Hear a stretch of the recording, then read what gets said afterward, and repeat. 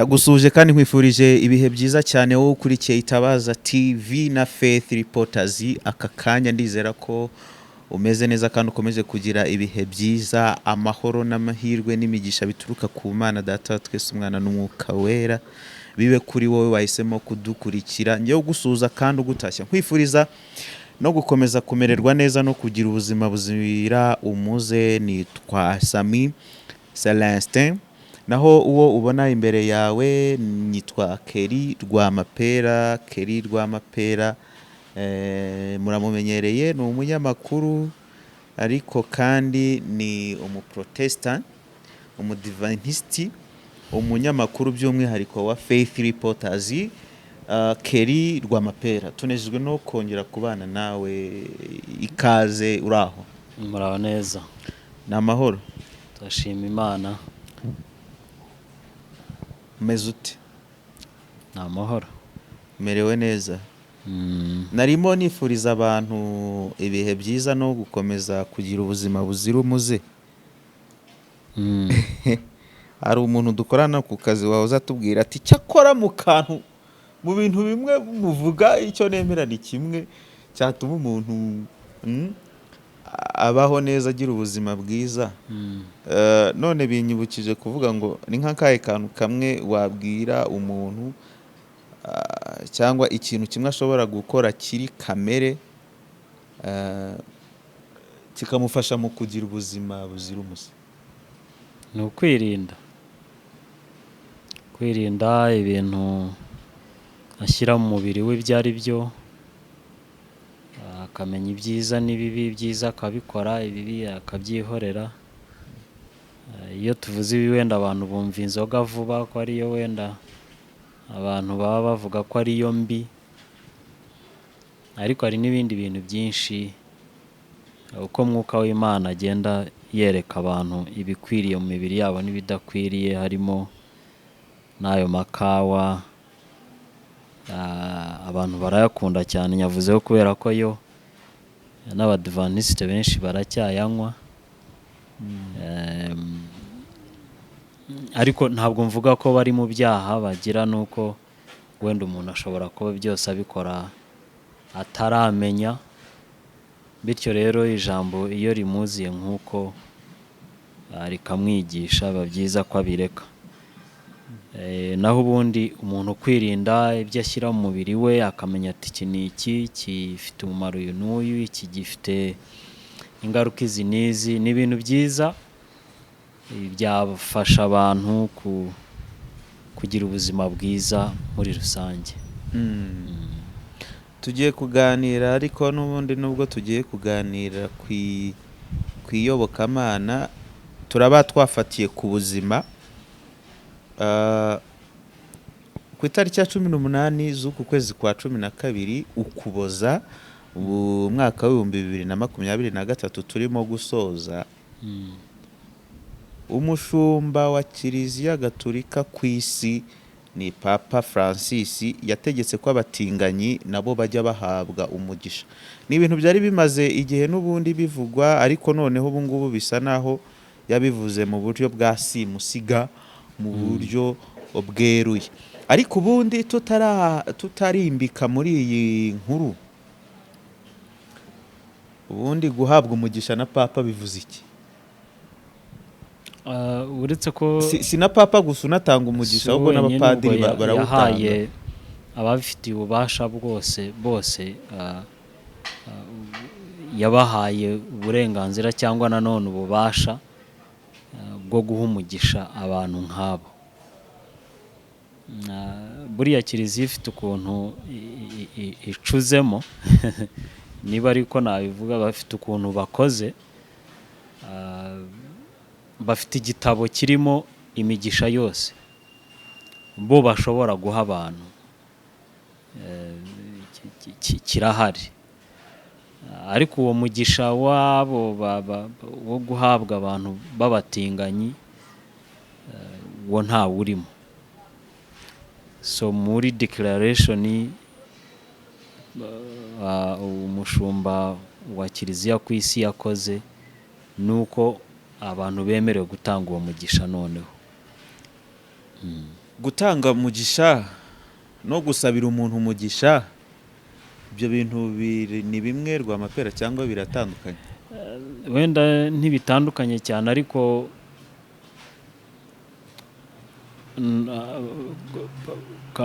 Kiliziya Gatolika yo ahari ifite ubusobanuro bwinshi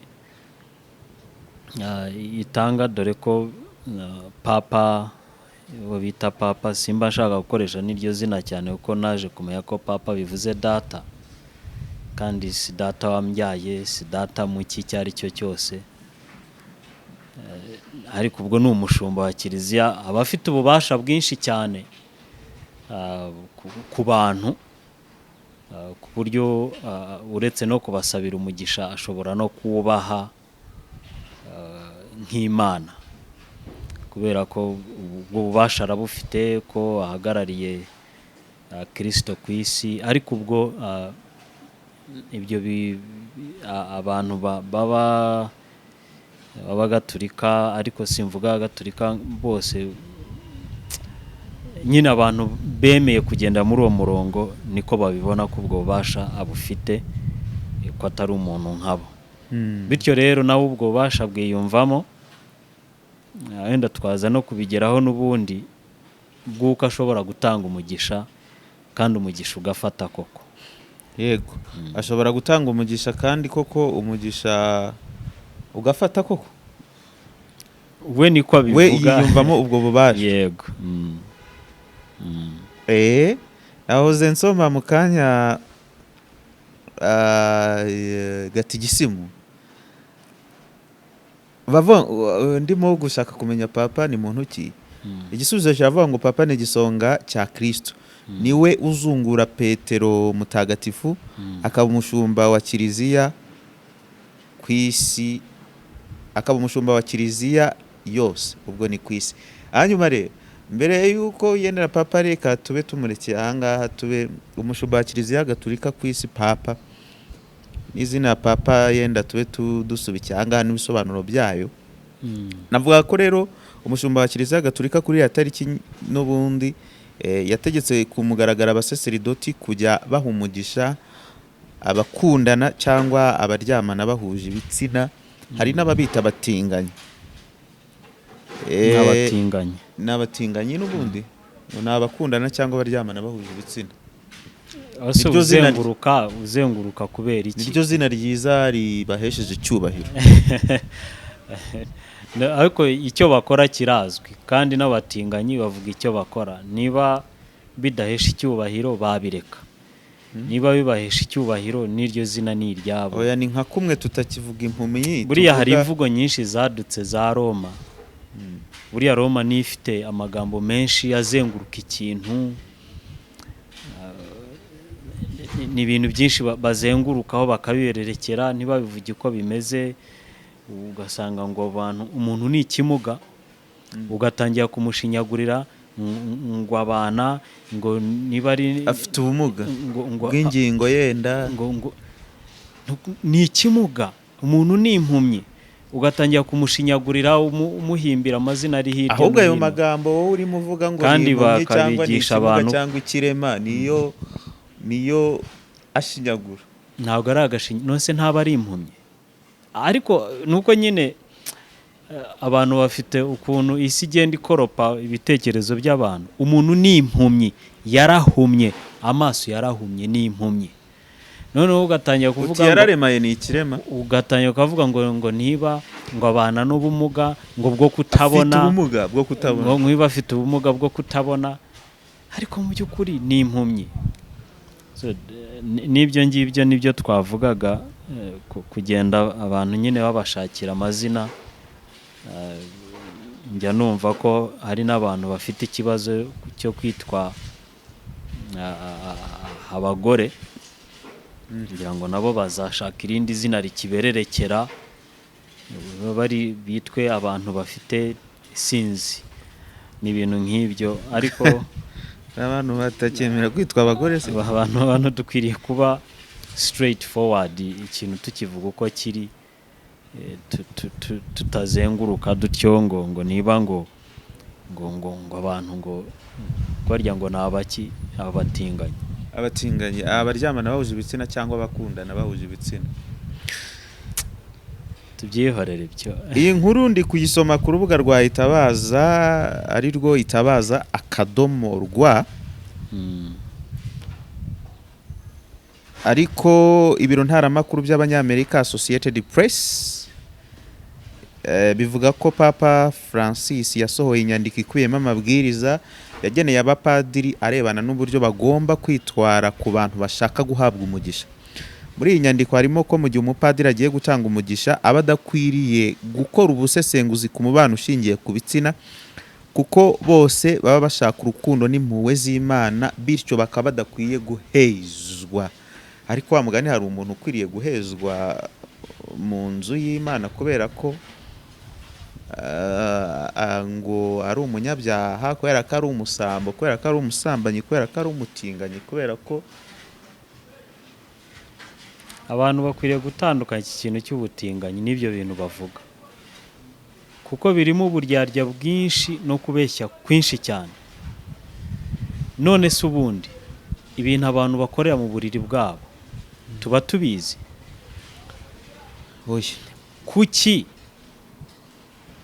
Kuki umuntu akizana akaza imbere y'abantu ko agomba kwakirwa nk'umutinganyi?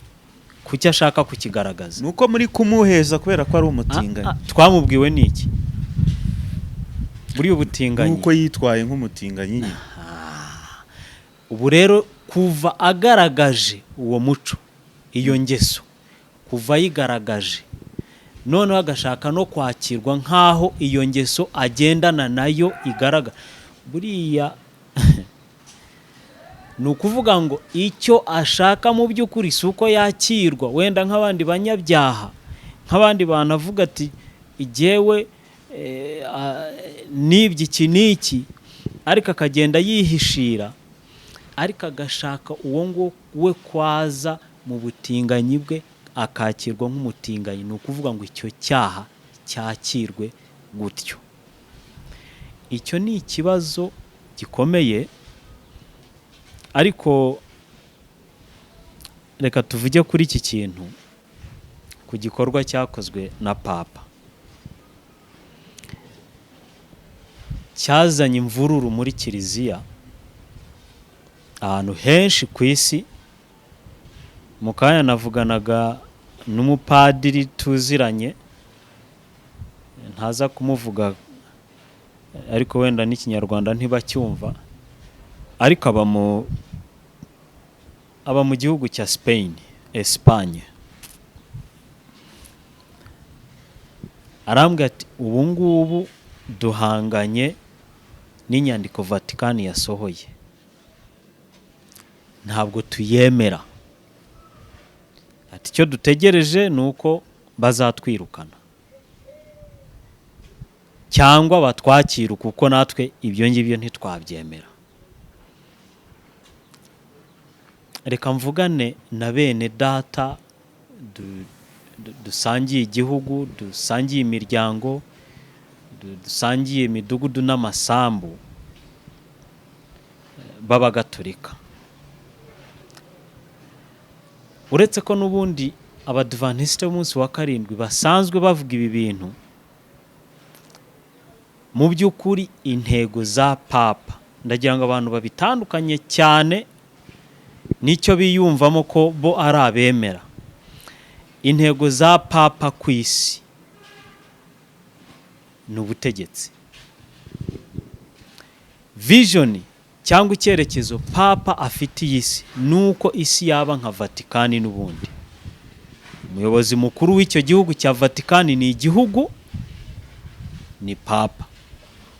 Umuyobozi mukuru wa Kiliziya ni Papa.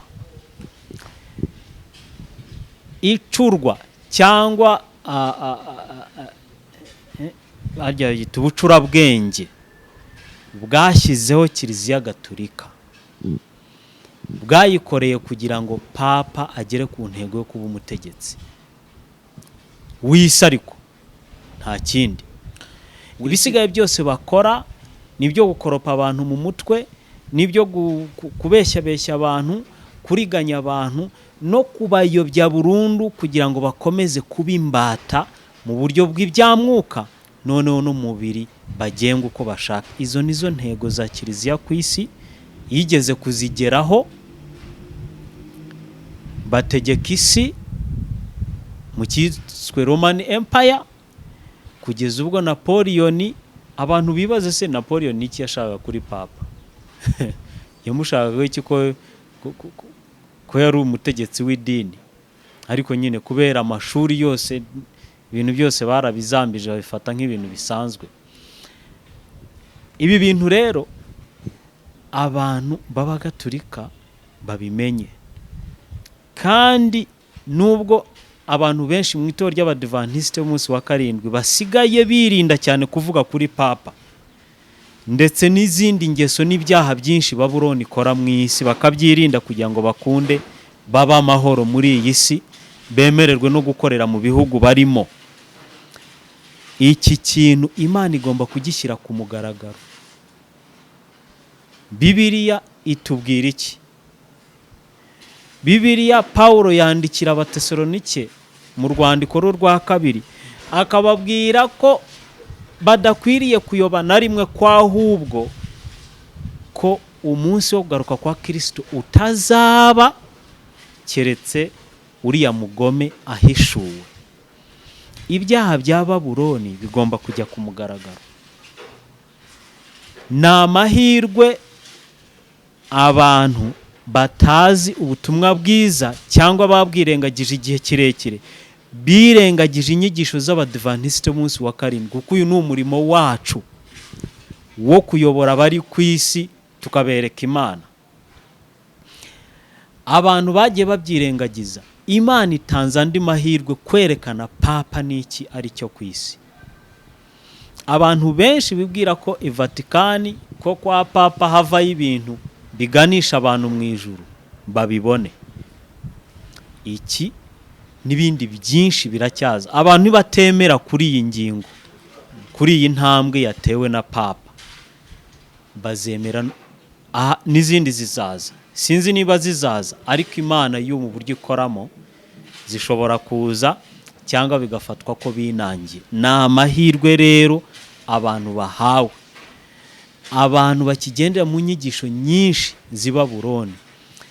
Papa yahinduye ibintu byinshi, harimo n'isabato y'Uwiteka yarayihinduye, bashyiraho icyumweru bagendeye kuri popularite, ku bwinshi bw'abantu.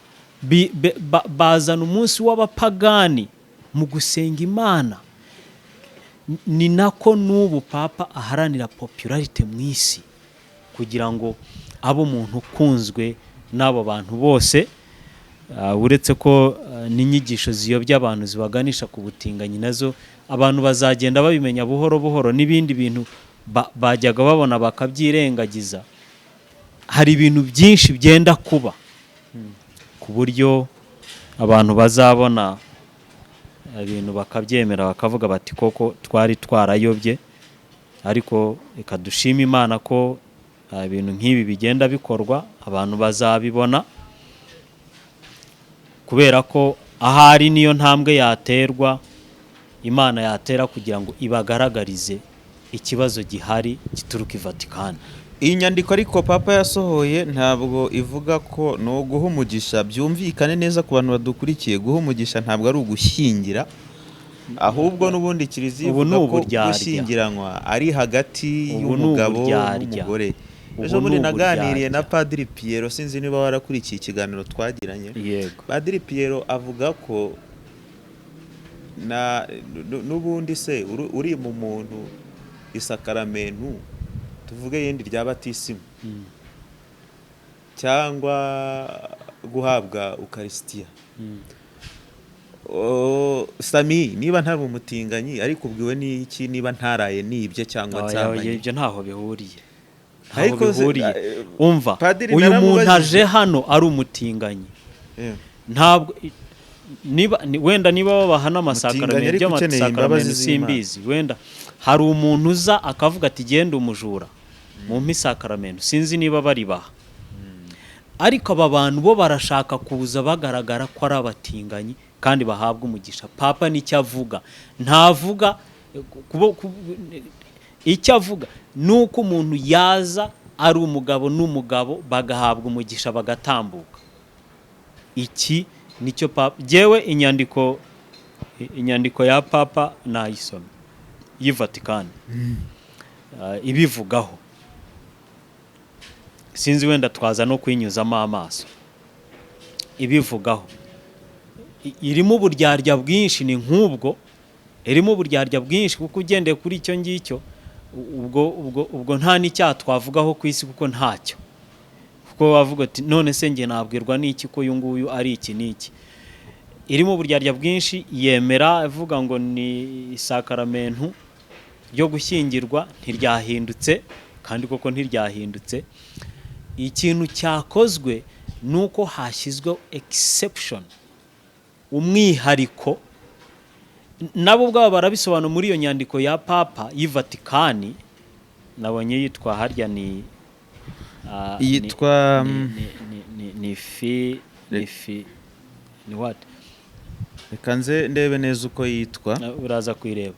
Nayisomye neza, irimo ingingo nyinshi cyane zigera ngira ngo muri 50, ariko zose ari n'ingingo ishimangira ivuga ati mu by'ukuri uburyo bagiye bashyiraho ibigenderwaho ngo mu gushyingira, ngo hari ibyo bashobora kuba bataramenye, ariko mu isi ihinduka bakoresha n'ijambo innovation, ko nabo bagomba kuzana gashya. Innovation mu mpuhwe z'Imana. Ibi bintu n'ibindi byinshi papa azabikora, abantu bafite amaso bazabibona. Bibiliya iratubwira ngo iraguye, iraguye, iraguye Babuloni. Babuloni igomba kugwa kandi ikarindimuka abantu bakayibona. Abafite amaso, abantu bakunda Imana, Imana ntizemera ko bagenda batyo, ko baguma mu bujiji, ko bayoba, ko barindagira kugeza ubwo barimbutse. Ibi bintu Imana ntabwo izabyemera. Papa agiye gushinga ikintu mu isi, uretse ko yagishinze abantu bamuyoboke. Ubu ngubu tuvugana, abantu b'Imana bizera Imana nyakuri, nubwo baba ari abagatolika, bamaze gutandukana nawe.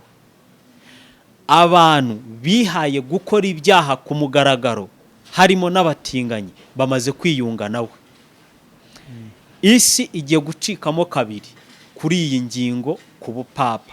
Babuloni igomba guhagarara hariya, abantu iri kumwe n'abanyabyaha biyemeje kurwanya Imana n'amategeko yayo, igashyiraho n'icyumweru mu isi, abantu bakayemera, n'abantu b'Imana bagomba guhagarara ku rundi ruhande, bakubariza amategeko y'Imana harimo n'isabato. Ibi bintu bigomba kubaho, kandi iyi ni intangiriro. Iriya nyandiko yitwa ngo fiducia supplicans. Fiducias supplicans. Ubwo aho ngaho ariko tubisomye nk'aho biri mu Cyongereza, ariko ntabwo nzi hano ni mu Kilatini. Muri Google Translate bambwiye ko ari ni nko gusaba impuhwe z'Imana. Yego, n'ubundi iyi nyandiko urubuga rwa abepiskopi bo mu Rwanda, kuko nabyo tubibuze kubigeraho mu kanya, bo babishyize mu Kinyarwanda, babyita ngo ni ukwizera kwambaza Imana. Abepiskopi iyo nyandiko turaza kuyigeraho nawe tuyisomemo nitubona umwanya. Mu by'ukuri ntaho itandukaniye n'iriya original, kubera ko iki ngiki bazi ko kigiye gucamo kiliziya ibice bibiri. Ntabwo mu by'ukuri nta kintu baje bavuga ngo tuvanyeho ugushyingiranwa kw'abagabo n'abagore, cyangwa ngo tukwinjijemo gushyingiranwa kw'abagabo n'abagabo. Oya, icyo bakoze ni exception, umwihariko bashyiriyeho abantu bita abantu b'Imana, aribo batinganyi. rero ntabwo abantu wenda niba bategereje ko kiliziya wenda nabyo izabigeraho, ni intambwe ku yindi, kuko abatinganyi bamaze igihe barwaniye intambara, nabyo bazabigeraho ubwo bazajya bashyingirwa, bazabigeraho, ariko ntabwo bemera ko hari imihango ikorwa mu buryo bwo gushyingira muri kiliziya, n'amadini menshi arayigira. Bavuze ko iyo mihango ari umwihariko w'abagore n'abagabo, ariko ngo aba bantu bagomba guhabwa umugisha, ngo kubera ko bemeye kuza, ngo batinye kubaho babana, noneho ngo bakagirira icyizere kiliziya ko ariyo yonyine ifite ububasha, uracyumva, bwo kugira ngo ibanishe abantu. Ngo iyo ntambwe kuba bagitekereje ni igitekerezo cyiza cyane kigaragaza ko batinya Imana, urumva cyane.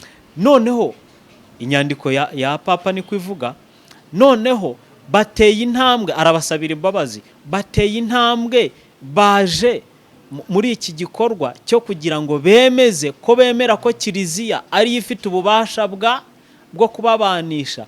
Noneho akavuga ati umuntu nk'uwo ntakwiriye gusubizwa inyuma, ahubwo ahabwe iki? Umugisha.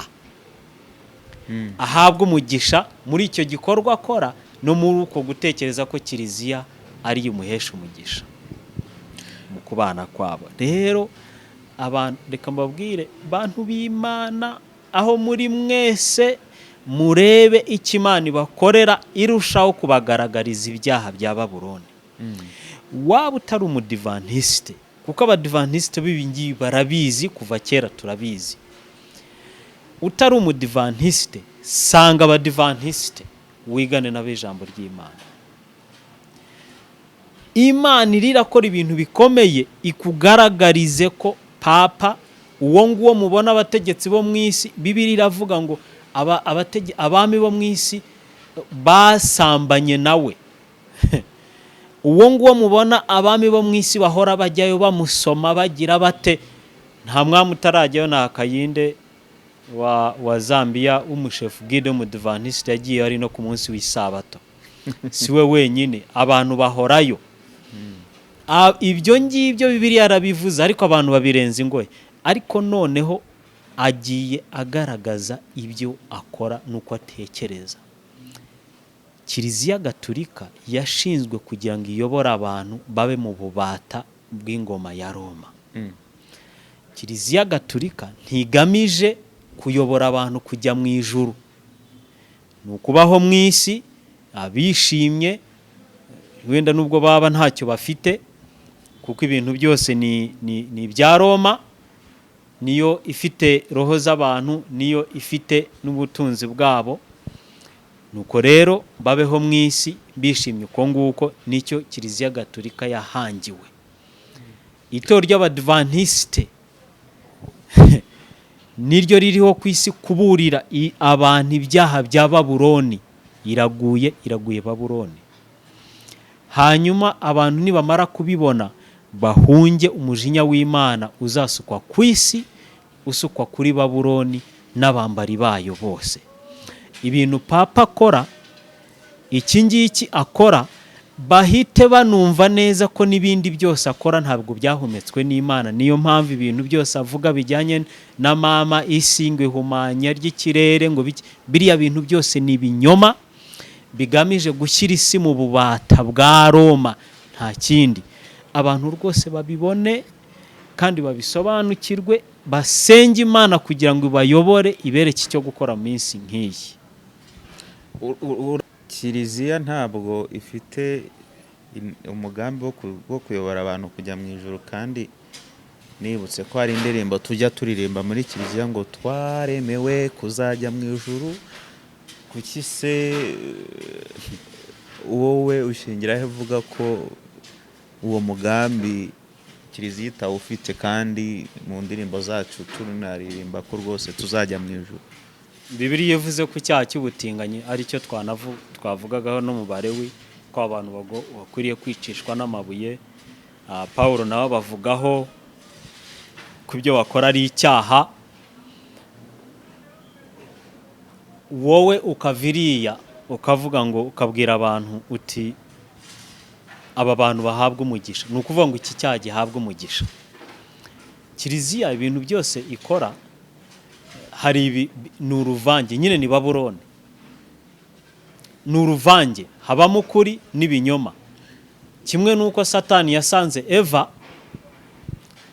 akamubwira ati Uwiteka yatubujije kurya, yamubujije se koko Imana yababujije kurya imbuto zose ziri hano? Eva aramubwira ati ntabwo yatubujije zose, yatwemereye zose uretse iki giti iki n'iki. Ntaramubwira ati oya, nimuryaho ntimuzapfa. Ni ukuvuga ngo Satani ibintu avuga harimo koko statements zimwe, ariko hakabamo n'ijambo rimwe rivuga ngo no, noneho uriyobya abantu. Nguku kuvanga ukuri n'ibinyoma kwayobeje Adamu na Eva. Kuririmba ngo twaremewe kuzajya mu ijuru, ariko ibisaba ibyangombwa bisaba umuntu kugira ngo azaboneke mu bwami bw'Imana ukaba ubisiribanga, uri umuntu wimika icyaha ku isi. Ariko unyemerere dusome icyo Pawulo yavuze mu Batesalonike. Abantu bihangane kuko ahantu nta hantu hakomeye cyane. Mu rwandiko rwa kabiri Pawulo yandikiye Abatesalonike, igice cya 2. Nibutsa abantu ko urwandiko rwa mbere Pawulo yandikiye Abatesalonike yabandikiye avuyeyo amaze kubigisha iby'ijambo ry'Imana. Urwa mbere abandikira mu byiringiro bari bafite, ababwira nk'abantu nyine bashya mu muryango w'Imana. Ariko haje kubaho akarengane muri uyu mujyi wa Tesalonike wakorewe abantu b'Imana kubera kwizera kwabo.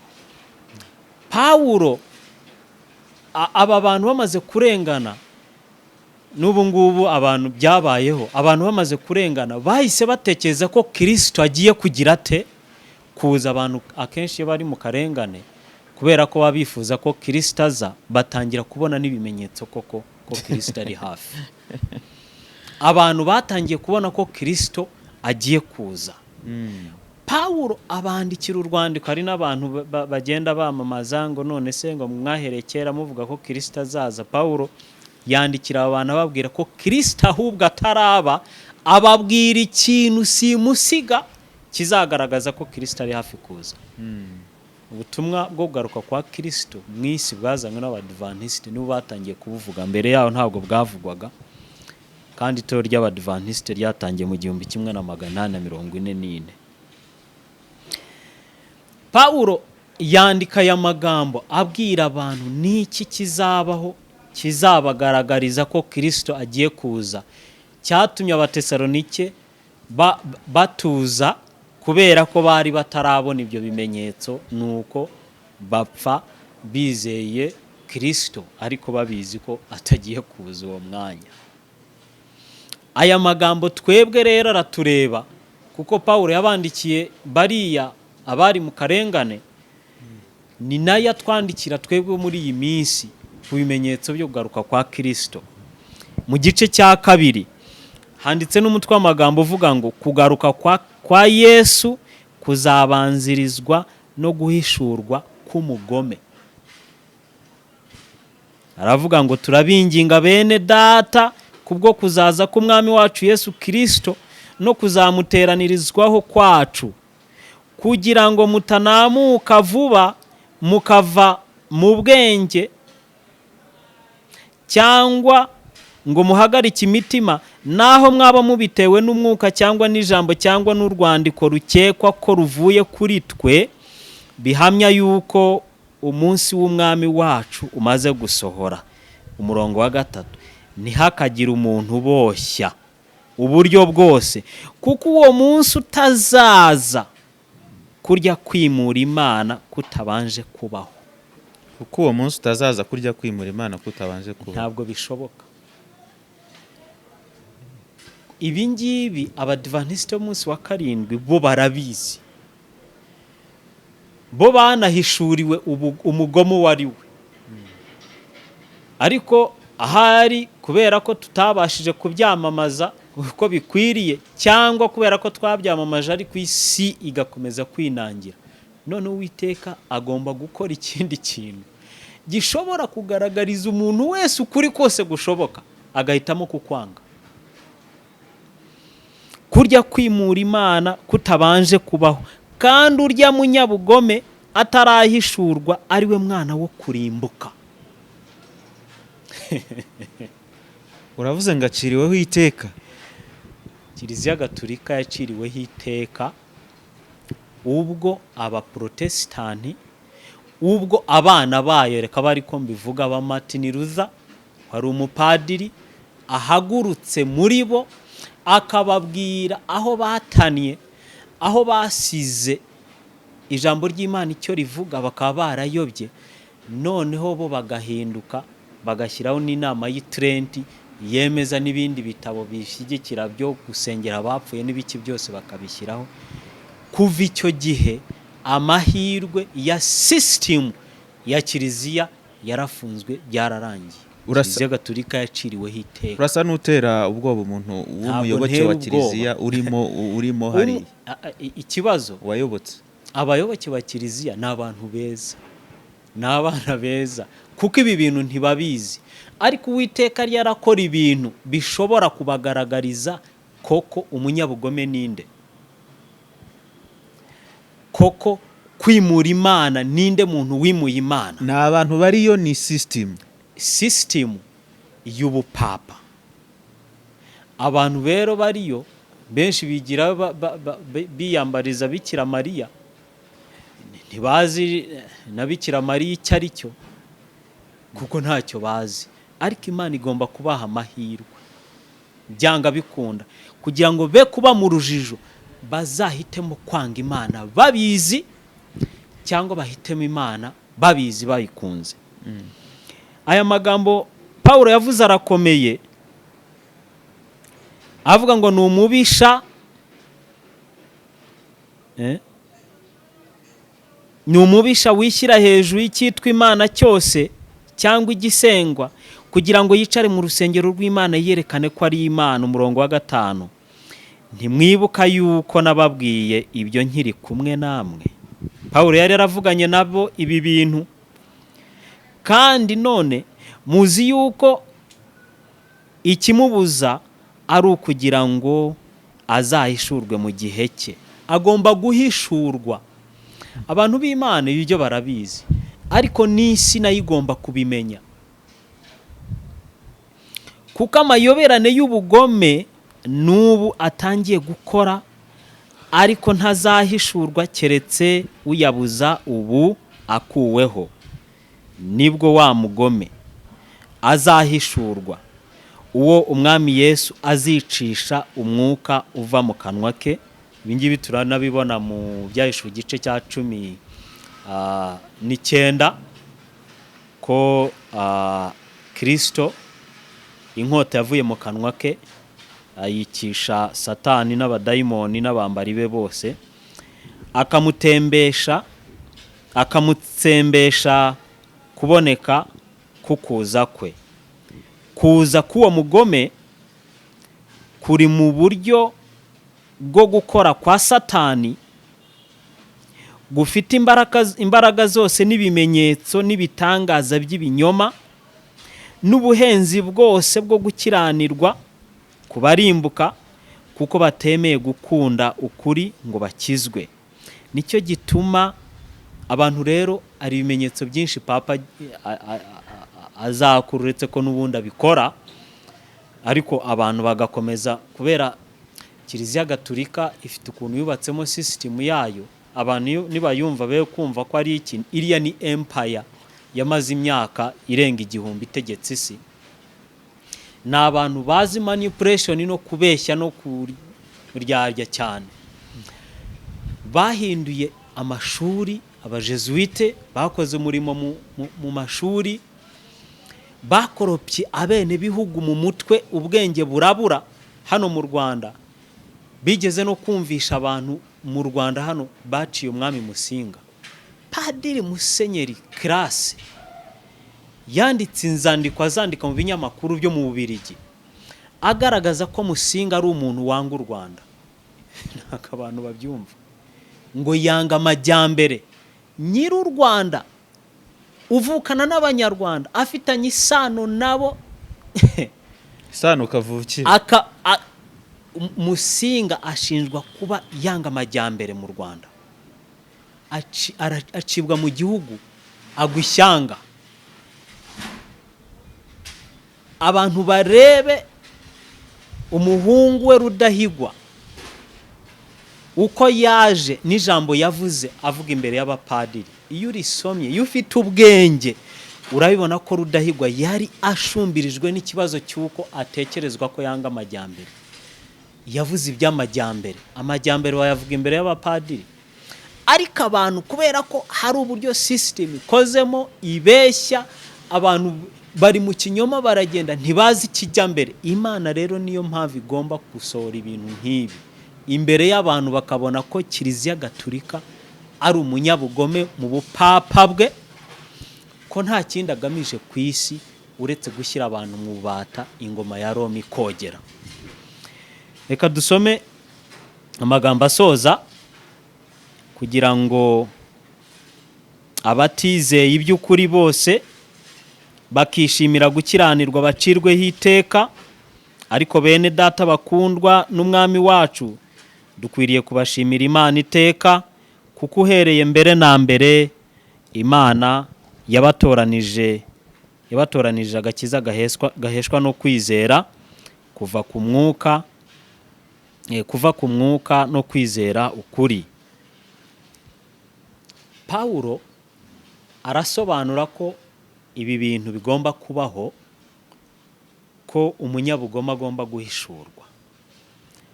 Ubu ngubu tubona abantu bakomeye bose bahora kwa papa, abantu baramusingiza, abantu bagira bate, ariko abantu b'Imana aho bari hose, nubwo baba ari abagatolika, nubwo baba bagize bate, bagomba kugira ikimenyetso kigaragara kibahishurira ko papa nta kindi agamije mu isi, kibahishurira n'ubugome bwinshi yagiye akora, miliyoni zisaga 50 z'abaprotesitanti yishe, kibibutsa icyatumye igihugu cya Amerika gishyirwaho, abantu bagahunga Uburayi kubera kubangamira imitima nama yabo n'agahato ka papa kari karashinze imizi mu Burayi. Abantu bagahunga bakajya guhanga igihugu cyishya cya Amerika. Ibyo ngibyo byose abantu turabivuga ntibabyemera, ariko hagomba kubaho ibintu byinshi papa n'ubundi ubwe azikorera, abantu bakavuga bati burya nuko ameze, n'ibindi byose batajyaga bemera babyemere. Abantu bagomba kwemera, bamenye neza ko Kiliziya Gatolika yahinduye isabato y'Uwiteka ikayishyira ku cyumweru, kandi bakabyigamba muri za katikisimu zabo. Ibi bintu abantu bazabisubiramo, babone uburemere bwabyo, babone kwimura Imana kuri Roma uko kungana, kubera ko n'umuntu nubwo yaba ari umunyarwanda gusa utagira idini, nabona umuntu nk'uyu avuga guha umugisha abatinganyi, azamenya n'iki kiri Roma n'iki kiri Vatikani.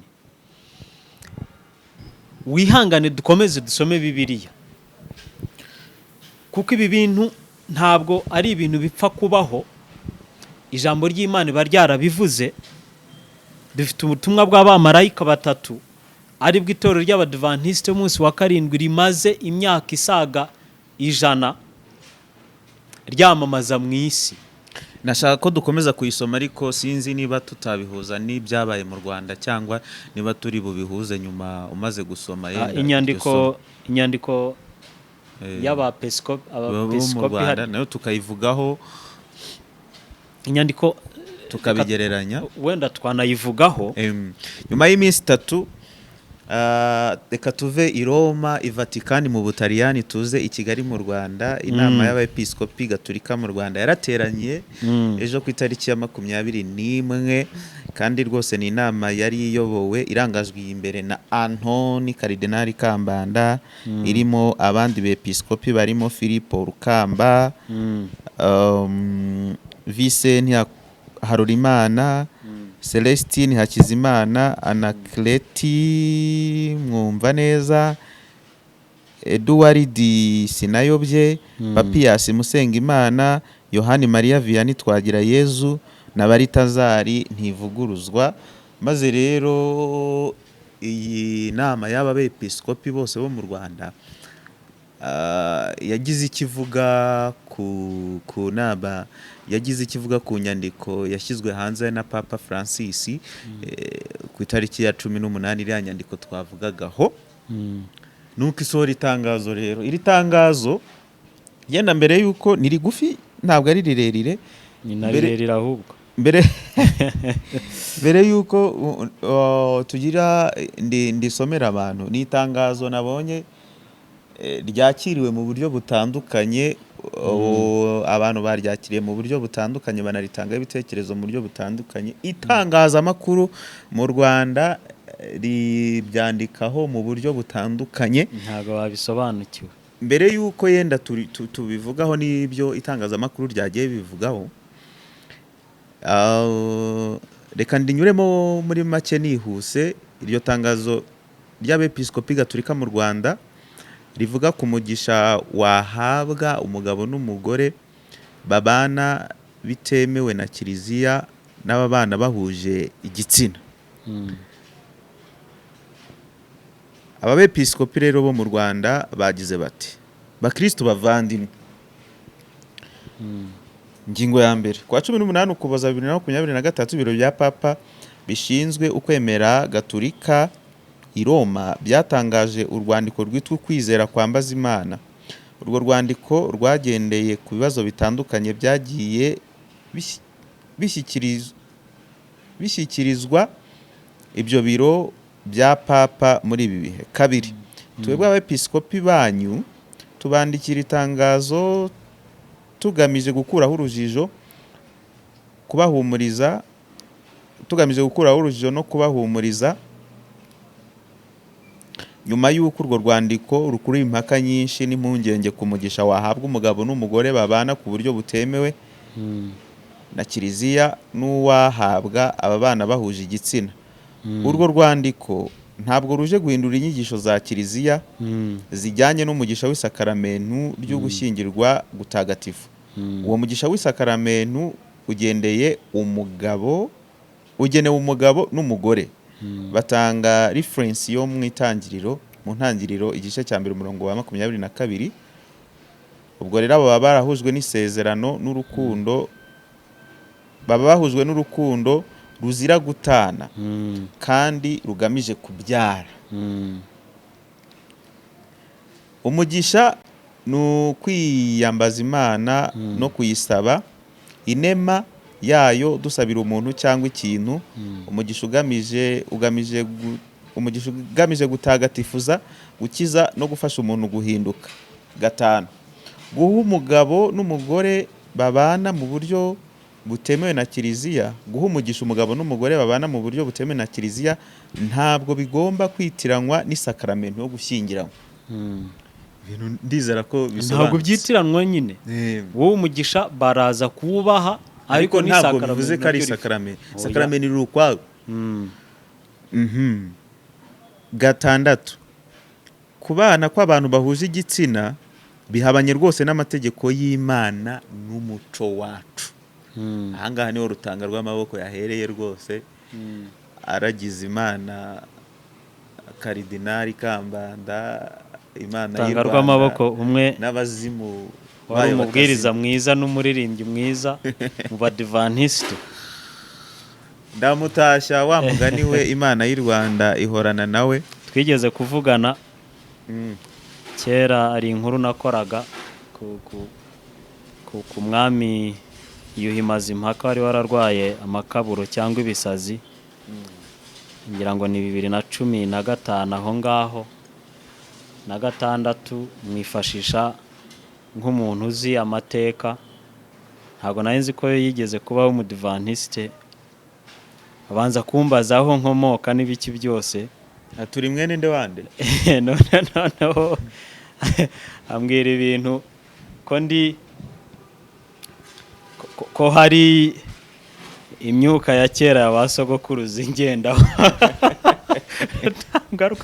Ntabwo nari nzi ko yigeze kubaho umudivantiste, ariko rwose ndamushuhuje.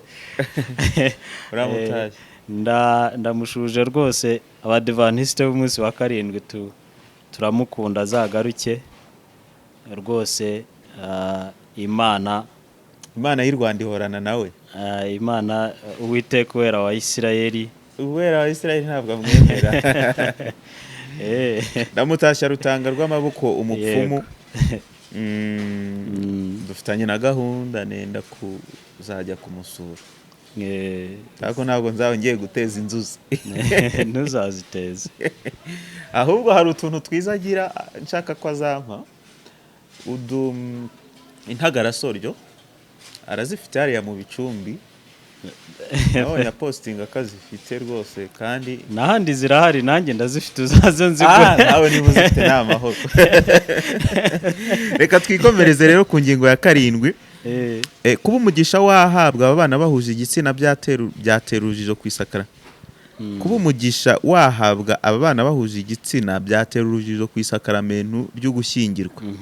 Dukurikije impaka n'impungenge zitewe na fiducia, yego, hakenewe inyigisho zimbitse zafasha abantu kumva neza impuhwe z'Imana zigamije gukiza, agaciro k'isakaramento ryo gushyingirwa n'ubwoko bw'imigisha itangwa. Buriya nuko abantu hano batabimenye, Kiliziya ifite ubwoko bw'imigisha itangwa kandi biranditse. Ni igitabo nabonye barifaringaho cyane muri iriya nyandiko y'Ivatikani. Rero ahangaha Kadino Kambanda wavuga ko hakenewe inyigisho zimbitse cyane. Sinzi niba ibi bintu bidasobanutse ku buryo bikenewe inyigisho nyinshi, ariko ubwo afite impamvu. Kimwe nuko reka mbwira abantu, tugiye kubona abapadiri benshi ndetse na karidinali utari na Kambanda cyangwa nawe. Abantu benshi bari muri ibi bintu bari mu rujijo, kubera ko Roma igiye gukora ibintu byinshi bizatuma igaragara icyo iri cyo n'ibyo iri byo. Abantu benshi bari mu rujijo, bagomba gutandukana nayo. Uti tugiye kubona abapadiri benshi batandukana na Kiliziya se, ariko ibyo nta gihe bitabaye. Nta gihe bitabaye. Kubera ko ikibazo kiri muri Kiliziya, abantu bose ni umujyi umwe. Ntabwo ari kimwe na Anglikani. Ntibagire ngo na Anglikani nkuko twabonye abanglikani hano bigumuye kuri iyi ngingo y'ubutinganyi. Kiliziya yo uburyo ikozemo, abantu bose ni umujyi umwe, ni intore zijya hamwe, nta handi, nta gusobanya. Umuntu ugerageza gutandukana na papa aba afite ikibazo cyane. Rero papa azakomeza gukora ibintu nk'ibi byinshi, kandi azaha umugisha abantu benshi. Hanyuma turebe umukaridinali cyangwa umupadiri uzanga kubaha umugisha. Uwo nguwo azajya nta mukaridinali wapfa kwitandukanya na Kiliziya. Rero ahangaha niho nakubwiraga nti abantu bagiye kubona ibyaha bya Babuloni bigiye ku mugaragaro, hanyuma batandukane nayo. Abantu bakomeze kuyoboka, kuko itegeko ry'icyumweru ntabwo rizaza mu rujijo, kandi n'abantu ntibazayoboka. Uretse ko ubu ngubu abantu benshi bayobotse icyumweru bari mu rujijo, ariko ntabwo rigomba kuza batazi uwazanye icyumweru n'ubugome afite yanga.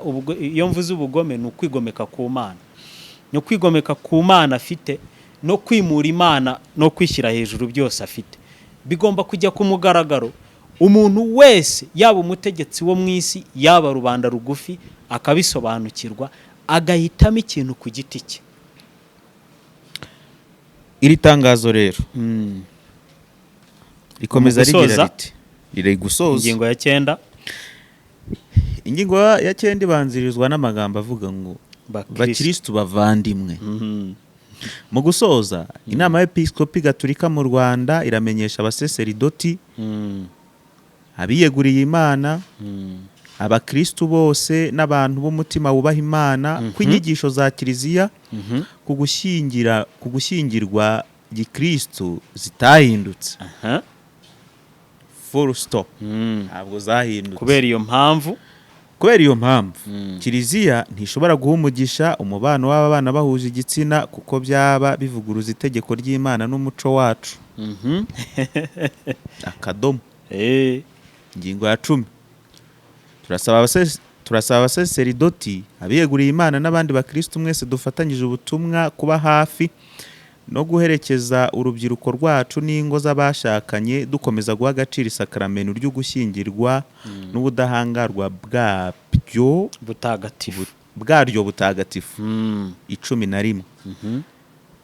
Turangije tubaragiza Bikira Mariya nyina wa Jambo, mwamikazi wa Kibeho, yego wadushyikirije gusenga wadushishikarije gusenga nta buryarya no gusabira Kiliziya. Tubifurije Noheli nziza n'umwaka mushya muhire wa 2024 wa 2024 kandi bikorewe i Kigali kuwa 21 z'ukwa 12 Ukuboza 2023, maze b'abepiskopi bose barangajwe imbere na Antoine Karidinali Kambanda nibo bashyize umukono kuri iri tangazo. Reka ngerageze nyure mu itangazo noneho rya Vatikani. Ryitwa iryo ngiryo, iyo baruwa ivugaho ryitwa Fiducia Supplicans. Ni nko kwizera kwambaza Imana. Ni rirerire kuko rifite ingingo nyinshi, ni 45. Yego. Ariko reka mpere ku cyo bise presentation nk'ijambo ry'ibanze. Buriya kiriya papa yakoze ni declaration twakita ngo iki? Ntabwo ari ijambo yapfuye kuvuga, si we wenyine, kuko hano bagaruka no ku nama bagize muri 2021. Iki kibazo cyari gisanzweyo bayigarukaho. Inama bagize muri 2021 yiga kuri izi ngingo kubera ko babonaga hakenewe innovation mu buryo bwo kwakiramo abantu b'abatinganyi. Ni ikintu bamaranye iminsi. Sinzi muri izo nama abepiskopi bo mu Rwanda niba bataba barimo. Abakadino nka kadino we ntabwo yaburamo. Ubwo ahari n'umwe mu babihakanye, ariko abenshi barabyemeje. This declaration considers several questions that have come to this dicastery in recent years. Hari ibintu nyine bagiye babona, ibibazo byabashyikirijwe babonye mu myaka ishize.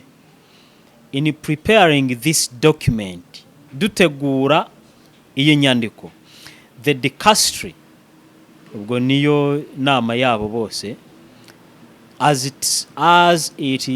is its practice, consulted experts, bagishije inama mu bahanga, abexperi, undertook a careful drafting process.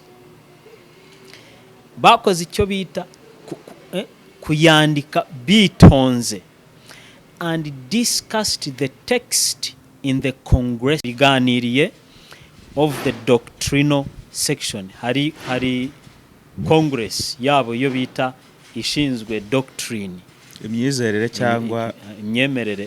Bizera ntabwo bizera baremera. Doctrinal section of the dicastery.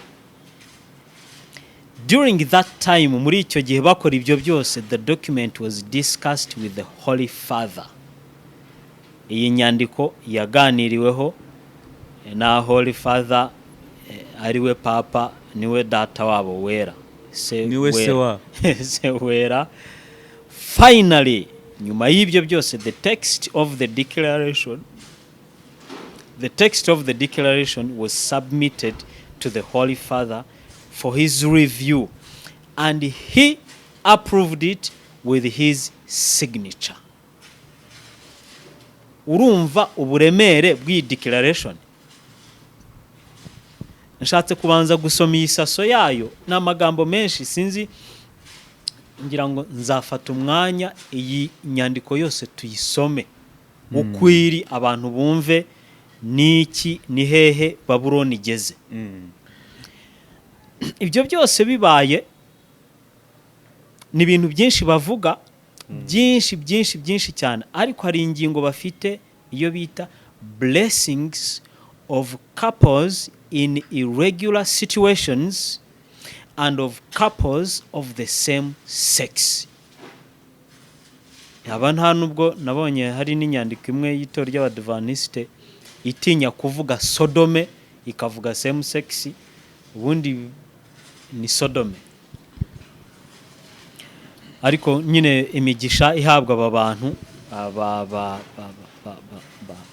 bahuje ibitsina cyangwa abatinganyi.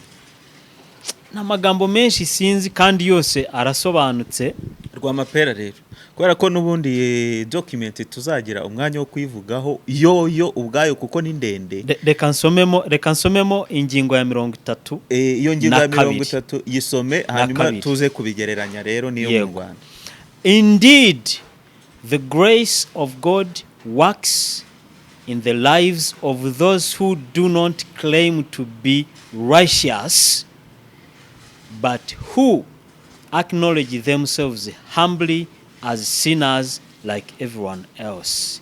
Ubwo nsimbutse ya 31, ariko ya 31 nigeze kuyivugaho ko iyo abantu bateye intambwe bakabona ko urushako rwabo, Kiliziya iyi nyandiko ni kwivuga ko mu rushako rwabo rutahawe umugisha, ko bakeneye umugisha bahabwa na Kiliziya, noneho nubwo baba barashatse nabi ari umugabo n'umugabo, bagatera iyi ntambwe ko aba bantu bakeneye uwo mugisha.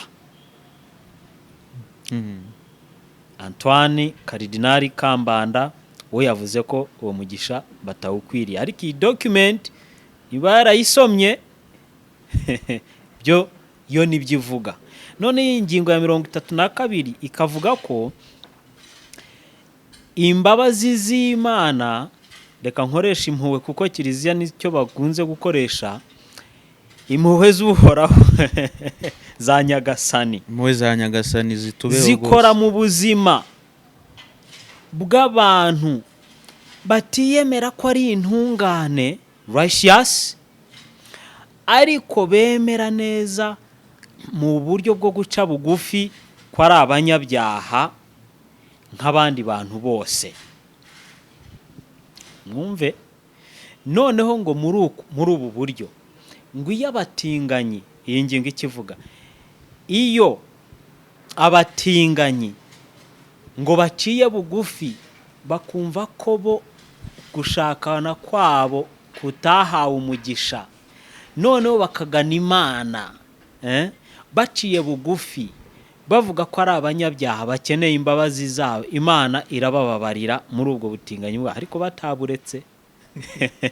Noneho bagasoza hano bavuga ngo the church welcomes all who approach God with humble hearts. Noneho ngo nabo bakira Imana, bayikira abantu bose basanga Imana n'imitima imenetse. Imitima imenetse Bibiliya ivuga ni iyihe? Ni imitima yihana ibyaha. Nicyo nakubwiye, ni ikibazo kiri Babuloni, ni ukuvanga ukuri n'ibinyoma. Koko iyo abantu bafite imitima imenetse bagasanga Imana irabababarira, ariko abangaba icyo bavuga nuko iyo abantu bo babonye ngo bashakanye nabi bagasanga umwepiskopi akwiriye kubaha umugisha ngo babane bafite uwo mugisha kandi batihaniye kiriya cyaha, bari no mu cyaha, bahabwa umugisha muri icyo cyaha. Ndasaba Imana cyane ngo Antoine Karidinali Kambanda nk'umuntu w'Imana wabaye muri iki gihugu, azi uburyo Imana yagiye ikora ibitangaza, nawe kubaho kwe kimwe n'uko abandi kose ni ibitangaza by'Imana, n'abandi bapadiri kuri iyi ngingo bahagarare mu ruhande rw'Imana badatinya, kubera ko Uwiteka agomba guhagarara mu ruhande rwabo. Kandi iyi ni intangiriro yo kubona ibindi byaha by'ubupapa bwakoze kuva kera burenganya ubwoko bw'Imana mu buryo bwinshi, uretse no kurenganya ko ku mubiri no gusibanganya ibimenyetso by'ijambo ry'Imana kugira ngo bishire mu isi, maze bo biyimikira ubwami bwabo mu isi, bategeka isi iri mu mwijima. Mu gihe cya dark ages niko isi yari imeze, bategeke abantu babarindagize kugeza ubwo Kristo aza asange abantu bari mu mwijima batazi n'ijambo ry'Imana, badafite n'umudendezo mu isi. Izi nizo ntego z'ubupapa. Karidinali Kambanda n'abandi bepiskopi, kubera ko iki kibazo giturutse iwabo, bakwiriye guhagarara mu kuri kw'Imana, noneho bagorora inzira z'Uwiteka, basubire n'inyuma. Yeremiya igice cya 6 umurongo wa 16, muhagarare mu nzira, muhagarare mu nzira za kera nibwo bazabona uburuhukiro. Bahagarare mu nzira za kera za Bibiliya nibwo bazabona uburuhukiro. Ariko nibanga, kuko iki kintu kije imbere yabo, Uwiteka bizi, ni amahirwe bahawe, n'abandi bose bemera bose b'Abagatulika ni amahirwe bahawe kugira ngo babone n'iki gituruka i Roma, n'iki gituruka kwa Papa, afite mugambi ki mu isi. Bahagarare mu nzira za kera nibwo bazabona uburuhukiro. Ariko nibakomeza kwinangira bagakomeza kuyoboka umuntu nk'uwo, koko bafite urubanza imbere y'Uwiteka. ko bisa n'ubundi naho bahagaze mu nzira nziza za kera, kuko iyi nama yavuze ko rwose ibintu byo guha umugisha no kubashyingira atari ibintu Bibiliya yemera, ndetse si n'ibintu by'i Rwanda. Ni naho Rutanga rw'amaboko yahereye akeza Antoine Karidinali Kambanda. Iby'i Rwanda izi nyandiko iby'i Rwanda ni ibihe byo tubyihorere. Izi nyandiko kuvuga ngo ibintu by'i Rwanda, jewe ntabwo mvugira, ndimo ndavuga mu muco. Jewe ndavuga umuco wa Bibiliya, ni wo mvugira. Si ibintu bijyanye na Bibiliya ndetse n'umuco w'Abanyarwanda, kuko Bibiliya, iby'umuco w'Abanyarwanda ugarukira kumva. Ibyiringiro biri muri Bibiliya birenga imva, bigeza abantu mu bugingo bw'iteka. Iki rero nicyo duharanira ku isi, ntabwo ari ukurya gusa ku isi tugapfa bikarangira. Twebwe duharanira ubugingo bw'iteka, kandi buhabwa abantu bizeye Uwiteka wera wa Isirayeli. Isirayeli ariyo twe, ari ryo shyanga ryayo mu isi. Iyi nama y'abepiskopi rero ivuga ko ibyo bintu bidahuza na Bibiliya. Inama y'abepiskopi nibahagarara, ibi bintu rero babihagararemo, babigaragaze. Kuko iyo usomye iyi nyandiko irimo ibintu byinshi, avuga ngo ntabwo bikuraho isakaramentu rirahari. Kandi n'iriya baruwa uko nayisomye nayo, n'iriya declaration ya Papa nayo niko ivuga ko isakaramentu ritavuyeho, ahubwo icyo bagomba kuvayo bakagaragaza nuko bagaragaza ko ibi bintu byose bipfuye, ko niyo nyandiko yose batayemera. Aho rero tukajya mu kindi gika, naho ubundi ibintu by'Iroma by'uburyaryo be twarabimenyereye, habamo kuvanga ukuri n'ibinyoma, bagenda babivanga kenshi, bigatuma noneho abantu badasobanukirwa ukuri kw'ijambo ry'Imana. Impamvu rero iyi nyandiko y'abepiskopi bo mu Rwanda itandukanye n'iyi Roma kwa Papa, ni uko iyi Roma yemera guha umugisha abatinganyi nubwo itemera kubashyingira, ariko iyi ngiyi yo ntiyemera byaba kubashyingira no kubaha umugisha. Yo nsomye iyi nyandiko yo kwa Papa, it is precisely in this context that one can understand the possibility of blessing couples in irregular situations and as same-sex couples without officially validating their status or changing in any way the church's perennial teaching on marriage. Nyine Papa yasanzwe mu ihurizo, arashaka gushimisha isi kugira ngo abone ikuzo mu isi, afatwe nk'umusitari mu isi kuko niyo zo ntego z'ubupapa ni n'ubutegetsi mu isi nibwo baba baharanira.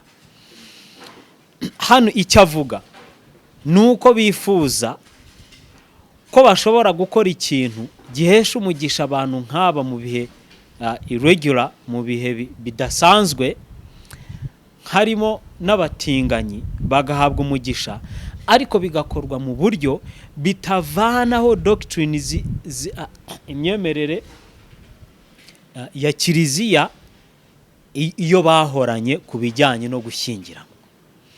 Ni ukuvuga ngo icyo nakubwiye, iyi nyandiko it is establishing an exception, irashyiraho umwihariko w'aba bantu w'abatinganyi kugira ngo nabo bakirwe. Ni ukuvuga ngo n'andi madini azakurikiraho nayo avuge ati none se twebwe ese ntitwabakira, kuko iyo usomye inyandiko yose ubwenge burimo ni ubucurabwenge bo muri theology, ntabwo ari ijambo ry'Imana riganisha abantu ku kwitegura kugaruka kwa Kristo. Ni theology, kandi n'abantu benshi bize theology ni system baba barigiyemo. So ni ugushaka gusesengura twakora iki kigaragaza ko aba bantu tubakiriye ariko nanone kitabangamira ibyacu. Ibizavamo n'iki, nuko icyaha nk'iki kizajya cyakirwa, abantu babone ko ari ibisanzwe, ku buryo bizageraho abantu bose babone ko ari ibisanzwe, noneho kinjire neza mu kwemerwa burundu ko gushyingirana. Sinzi umupasitori w'umudivantiste icyo yakora, kuko nta n'imihango myinshi ikorwa, ubwo sinzi icyo bakora, wenda ntibazabahamagara mu kubigisha ubwo n'ibiki byose bibanziriza, niba bazanyura imbere hariya, niba hari icyo ni ibintu byinshi none se, ariko icyo bashaka aba batinganyi, icyo bashaka nuko bakirwa nk'abatinganyi, bakemerwa, bagahabwa uyu mugisha nk'abatinganyi. Icyo nicyo baharanira kandi nicyo Papa yabemereye. Rero ni ikibazo Babuloni igomba kugaragara kandi abantu bagomba kuyisohokamo, bayibonye bayisobanukiwe, ni amahirwe Imana itanze, ahari n'andi aracyaza, ariko no kuri iyi ntambwe yonyine abantu b'Imana bakabaye bafite icyo babona, bakagira icyo bakora. Yego, turi kugenda dusatira umusozo w'ikiganiro cyacu, ariko ntabwo nabura kukubwira ko, kuko sinzi niba twagiye muri iki kiganiro wari wamenye amakuru avuga ko Kiliziya zo muri Afurika zikomeje gutera utwatsi icyemezo cyo guha umugisha abaryamana bahuje ibitsina. Ni inkuru mbonye none muri aka kanya rwose. Kiliziya Gatolika mu bihugu bitandukanye bya Afurika ngo yamaganya amabwiriza y'umushumba mukuru wayo ku isi asaba abasaseridoti guha umugisha cyangwa abaryamana bahuje igitsina, abo bakunda kwita abatinganyi. Ibyo twahoze tuganiraho, ariko nubwo tubona ko bitari mu Rwanda gusa,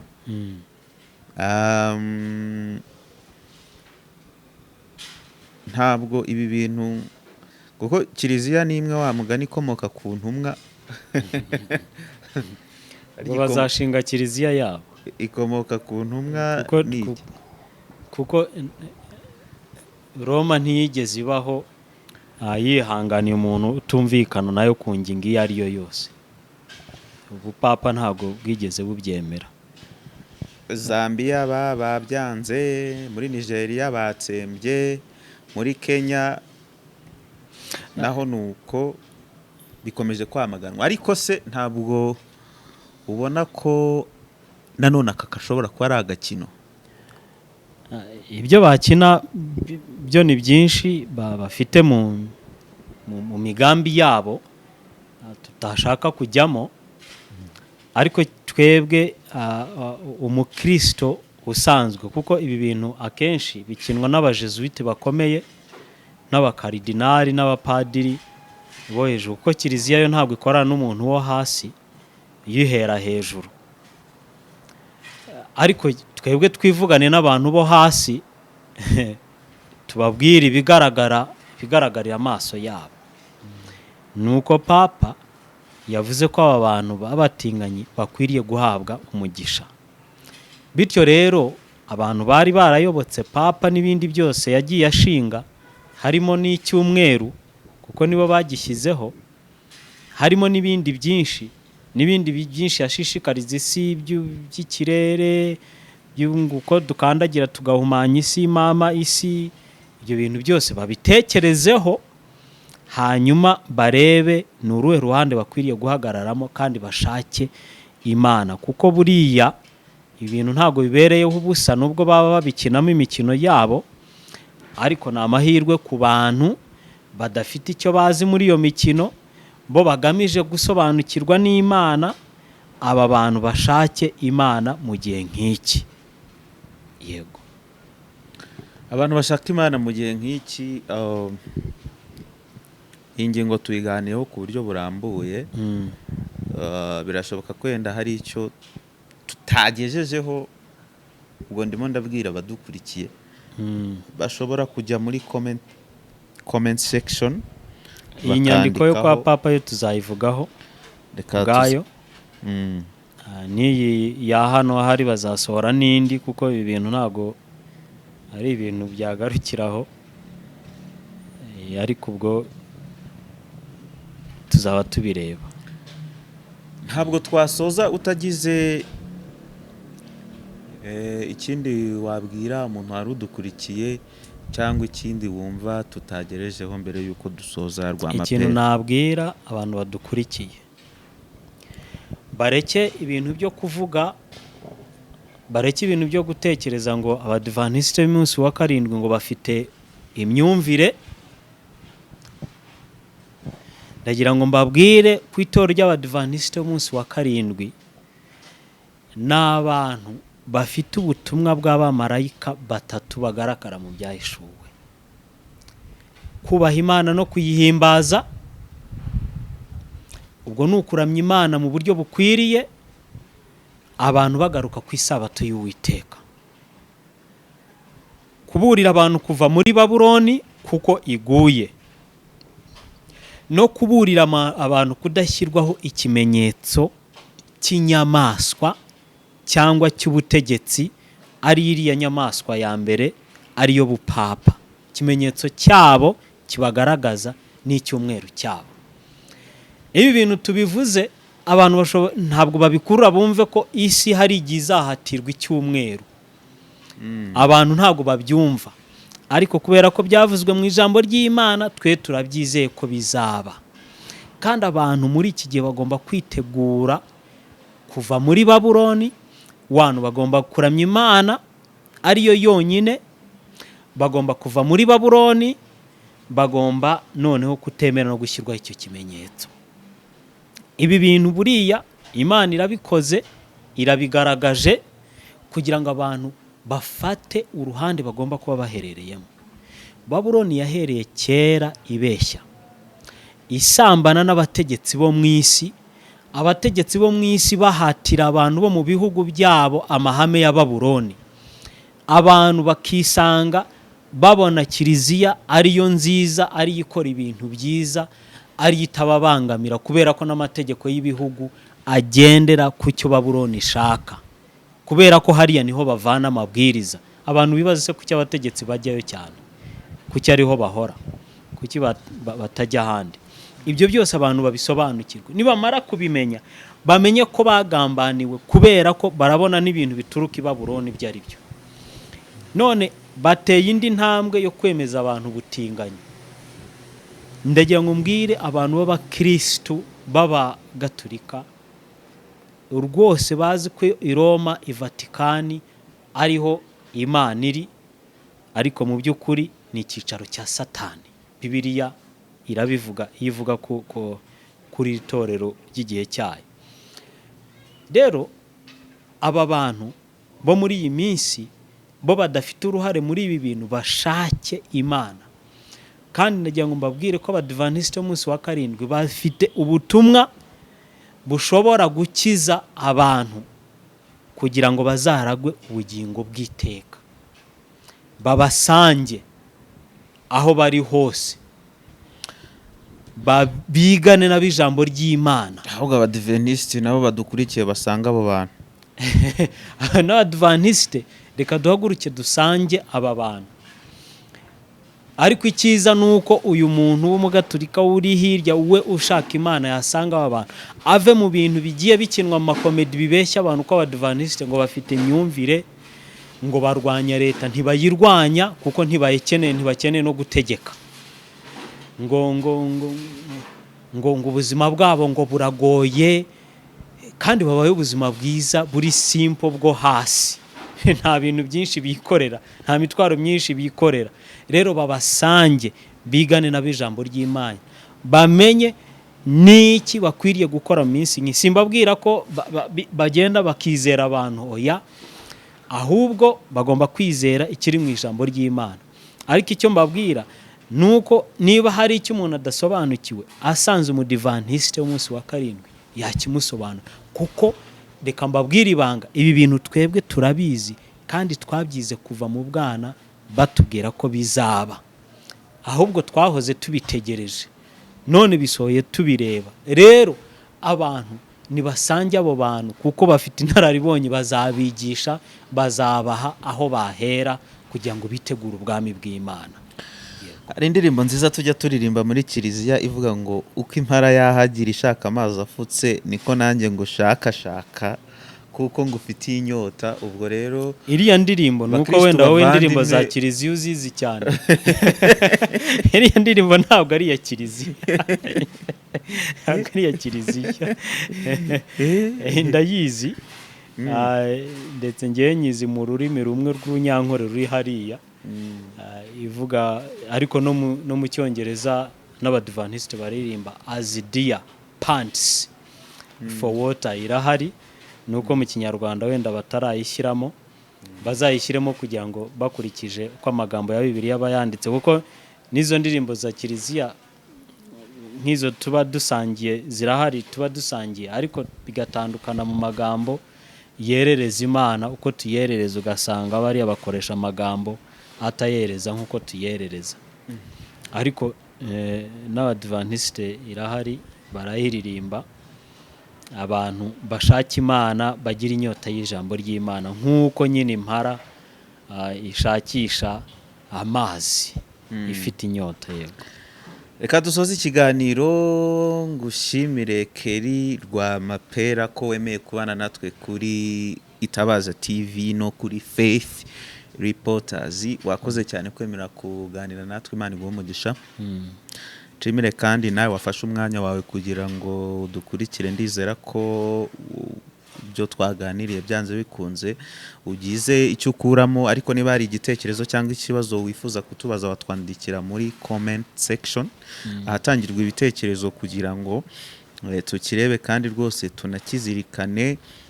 niba ari ikibazo ukurikiyeho tuzagisubize, niba ari igitekerezo tuzagihereho, niba ari inyunganizi nayo yazadufasha mu biganiro bikurikiyeho, nayo bikaba ngombwa ko tuyiheraho. Hanyuma rero dusoza ndasoma muri Bibiliya,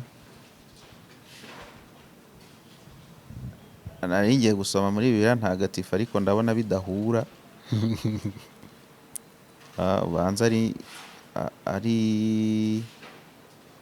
ngewe ufite ikibazo ahari, ariko byakagombye kuba bihura.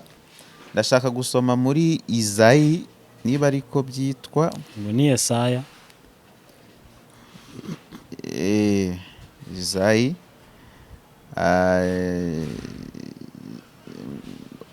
umutwe wa 8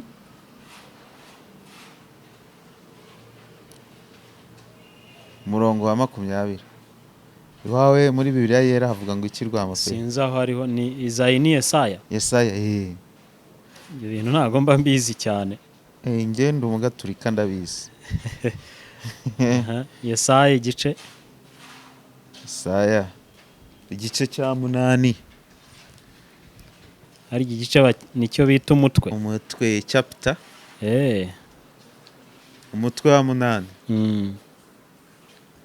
Umurongo wa 20. Umurongo uko iwawe havuga ngo iki? igice cya 8 umurongo wa 20, ni musange amategeko y'Imana n'ibiyihamya, nibatavuga ibihwanye n'iryo jambo nta museke uzabatambikira. Iryo somo nashaka kubatura, ariko nashaka kubisoma mu kibonezamvugo cy'iwacu muri kiliziya nkumva uko bivuga. None mbuze uko mbigeraho neza. Bahasoma. Bari badukurikiye mukomeze kugira ibihe byiza. Nitwa Sami Celestin, Rwamapera wakoze kubana natwe kuri Itabaza TV no kuri Faith Reporters.